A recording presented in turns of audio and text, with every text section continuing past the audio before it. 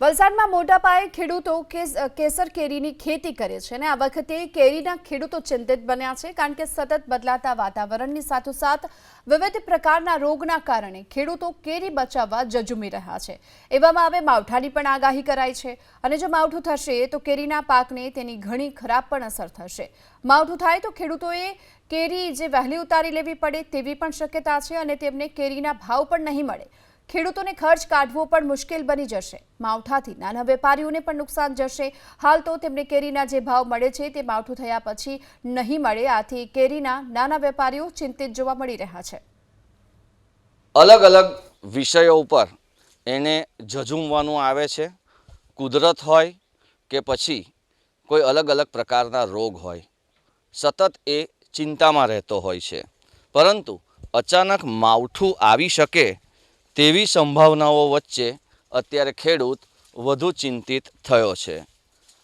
વલસાડની અગર વાત કરીએ તો હાફૂસ અને કેસર એ આવક આપવાવાળી આ બે મુખ્ય જાત છે।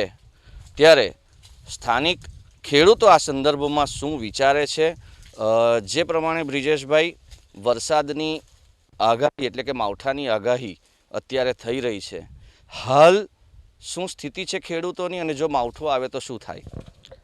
હાલ ખેડૂતોની સ્થિતિ બહુ જ ખરાબ છે। વર્ષો વર્ષ હાફૂસનો પાક ઘટી રહ્યો છે અને આ વર્ષે પણ હાફૂસનો પાક એકદમ નહિવત છે। 20% જેટલો ખેડૂતોની વાડીમાં પાક છે અને કેસરનો પાક ઓવરઓલ બહુ સારો નહીં કહેવાય, પણ ઓવરઓલ સારો છે, પણ એટલો સારો પણ નથી અને જો માવઠું આવે તો ખેડૂતોની પરિસ્થિતિ એકદમ દયનીય બની શકે છે। આંધી તુફાનની આગાહી કરવામાં આવી છે। Last year most of Bombay જૂન 9 સુધીમાં ચોમાસું આવેલું હતું। આમ આપણે ત્યાં દર વર્ષે કેરળ 1 જૂન ચોમાસું આવે, 9 જૂન સુધીમાં બોમ્બે ચોમાસું આવે અને ત્યાર પછી ગુજરાતમાં પ્રવેશતું હોય છે। પણ આ વર્ષે 1 મેથી 15 મે સુધીમાં જ આગાહી કરવામાં આવે છે, એટલે ખેડૂતો બહુ જ ચિંતિત છે।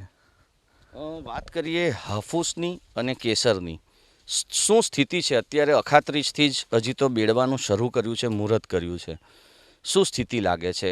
કઈ કેરીને વધારે નુકસાન થઈ શકે એમ છે? કેસરની શું હાલત? કે આમ તો અખાત્રીજથી બધા ખેડૂતો મુહૂર્ત કરતા હોય છે। ગઈકાલે જ અખાત્રીજ હતી એટલે બધા ખેડૂતોએ બાળી બેડવાનું સ્ટાર્ટ કર્યું છે અને કેસર આમ ખરાબ પરિસ્થિતિ તો છે જ। માવઠું આવે તો ખેડૂતો કુદરત પાસે પ્રાર્થના કરશે કે માવઠું નહીં આવે તો અમારો પાક બચશે। ભાવ શું અત્યારે મળવાની આશા છે? જો માવઠું આવી જાય તો આર્થિક રીતે કેવી રીતની નુકસાની?